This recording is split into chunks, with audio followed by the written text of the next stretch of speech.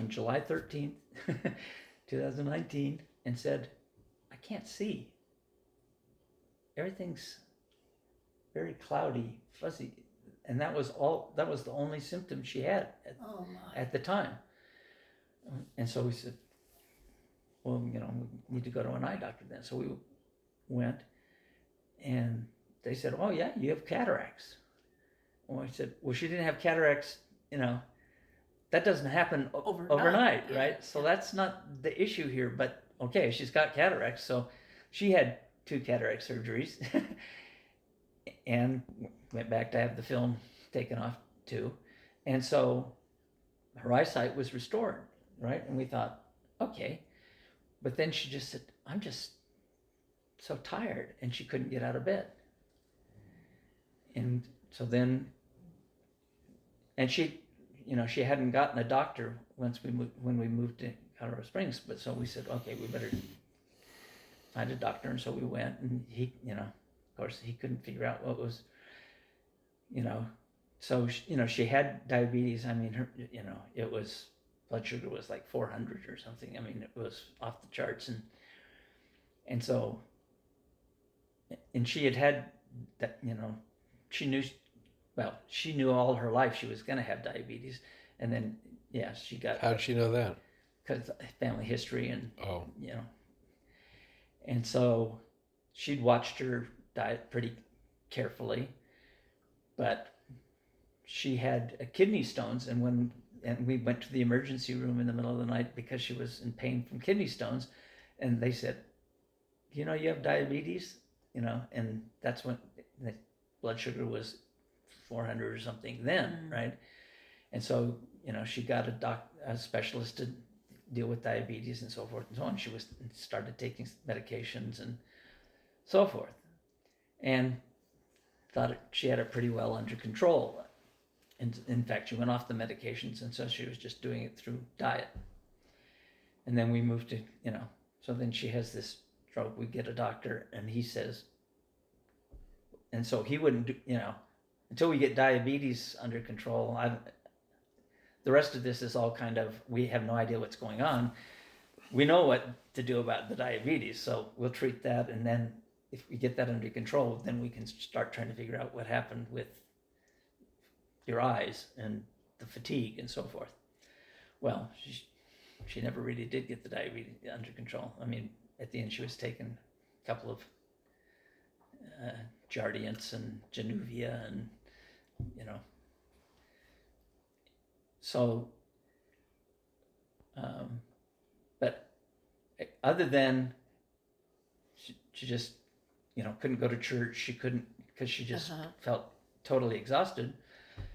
So her doctor prescribed physical therapy. Let's see if we can get it back to physical therapy. And this is about the time, she's probably been under his care for 9 months or so. And every time we went to see him, I said, I think she had a stroke. And he'd go, no, she did not have a stroke, and, the symptoms didn't seem to tie in with the stroke. But finally, he finally said, fine, to shut you up, we're going to send her to a neurologist and confirm that she didn't have a stroke. So we went to a neurologist and said, yeah, you had a stroke. Wow. Not, I don't know when, but Yeah. he said, okay, we know when, so that's fine. But then he said, well, it was minor enough that there's nothing to treat, right? So you're going to physical therapy, fine. So she went to physical therapy for a couple of months, and then COVID hit. And so, they closed down their practice, So we bought her an exercise bike and a few other things so she could try to do the physical therapy at home. But most of the time it was, I'm too tired to do it, and so forth. So Susan had always been, I have a cold. Bed rest for a week is the way, she always was. She believed in that. That's what helped her. You go to bed, Yeah. And just, drove me crazy because, I have blood pouring out my eyes. I'm going to go to work, So it was just frustrating to me that it just seemed like, well, nothing's really wrong with her, but she's wants to lay in bed all day, right? So when this happened, I thought, I've been through this before, So it took me a while before I thought, oh no, I really think this is more than what had happened in the past. And she was giving up things. Family. We'd have a big family outing, and she wouldn't go. And I go, okay. She won't go over and play with her grandchildren. Something's really wrong. Yeah, something's really wrong. But we never really figured out what it was. But she could take care, and she could go to the bathroom. I made her get up and fix something to eat. Because at least she would get up and do that. And so other than it was inconvenient that she laid in bed all the time and was too tired to do anything, it was just inconvenient, So yeah, we had started doing sacrament at home, but long before COVID hit, and just continued on. So can you tell us what happened at the end? So I was sleeping down, because she's had a very screwed up sleep schedule. I moved and was sleeping in the basement. So I came up in the morning, and she was sitting on the edge of the bed, moaning. Thank goodness you're here. And she used those TENS, those electronic, you put them on your muscles and they'd send an electrical impulse to it. She'd gotten that from a chiropractor she'd gone to.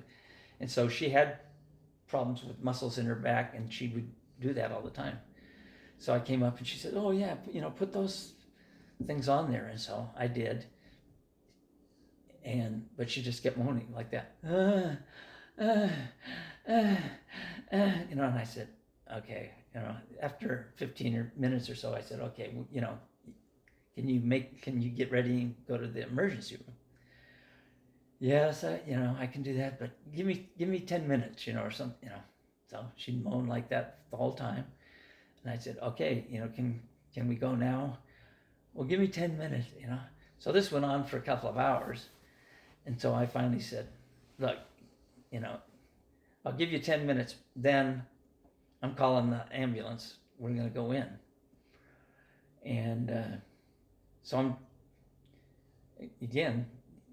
doesn't seem like there's anything I can do, right? So I sit down, and she had a TV in her bedroom that she watched all the time. And so I sat down and turned my back to her, and I'm watching TV, and then the moaning stops. And I turn around, and she's just, and I thought, so my first thought was, oh, has she fallen asleep? If she's fallen asleep, then, because she's apparently been up all night with this pain. So I went over, and I'm trying to check, and can I hear her breathing, and so forth and so on. And I thought I did hear her breathing. So I said, oh, God, she's fallen asleep, right? So I went out, and I think I went and checked my email or something, Anyway, came back, and she hadn't moved an inch, And I went, oh. So then I went over and checked again, and I went, no, she's not breathing. And so, half hour had gone by, and so then I go, I should have gotten prepared for this. He's been sick for 3 years, but I don't know what to do now. Probably didn't want to think about it, but I thought, I don't know, call 911. So I called 911 to say, my wife just passed away. What am I supposed to do? Am I supposed to call? Who am I supposed to call and notify? Or do I call the morgue, or what do I do? But of course, it was immediately, okay, give her CPR, And I said, no, she's been gone for a half hour, Then I thought, well, that wasn't probably a smart thing to say, but why did you call us sooner? Why didn't you call us sooner? But anyway, she says, well, give her CPR. And I said, well, she's laying on the bed. Well, then you have to get her down on the floor, So I had to take her dead body and put her down. She was just in her garments, and put her down on the floor. And so the 911, is trying to give you explain directions to me how to do CPR, and I said, well, this is fine, but, is somebody coming? Is an ambulance coming? And, yes, they're coming. But, there's a knock on the door, and I said, okay, I'm going to stop doing CPR because I got to go answer the front door. And it was policemen, and so then they came in and went in, okay, you stay here. We're going to go into the bedroom. They went in and, checked and came back out. It was like we're going to go in and give her CPR or help her or whatever, But as soon as they went in and saw her, they said, well, no, she's dead. And so one of the policemen came out and sat with me in the living room and just kept me busy. And the other was in the bedroom. And then, so then the ambulance showed up, hushed tones. They went in the bedroom, could hear them talking. They just came back out. Obviously the policeman had told them, there's nothing for you to do.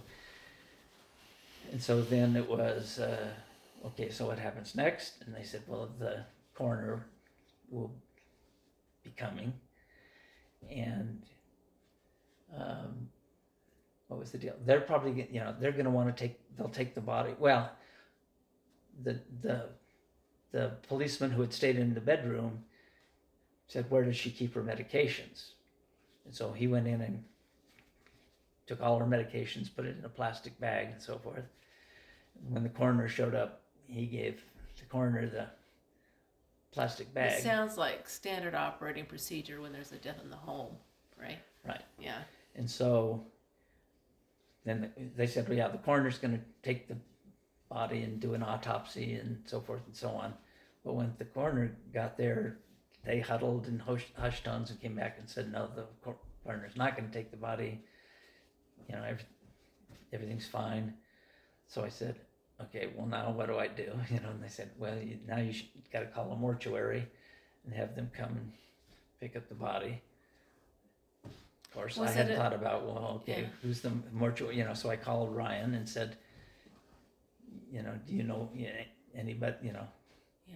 And they said, well, I have a patient who's a mortician, so here's his number, call him, and that, And so was it a half hour later they came and got her running. Was it the heart that gave out, or did she have another stroke, do you think? Well, the death certificate says cardiac arrest. Okay, so it was. But I don't know if that's just, we have no idea. We're gonna. Because they didn't want to do an autopsy. They didn't do an autopsy. Yeah. In fact, the coroner called the doctor that she'd had and said, okay, she's passed away. You're going to have to sign a death certificate. And so they called me to say, what happened? Yeah. Last we saw her, she was fine. Yeah. So what are we supposed to put on this death certificate? And I said, got me. I don't know what the actual cause of death is, But when my daughter came out for the funeral, I told this whole story, and she said, well, that sounds like what happened when she had kidney stones. And I went, of course, it is exactly what happened when she had kidney stones. In the middle of the night, she was moaning just like that, and so forth and so on. Yeah, but is that enough to kill you? Whether, the pain was enough, that the other problems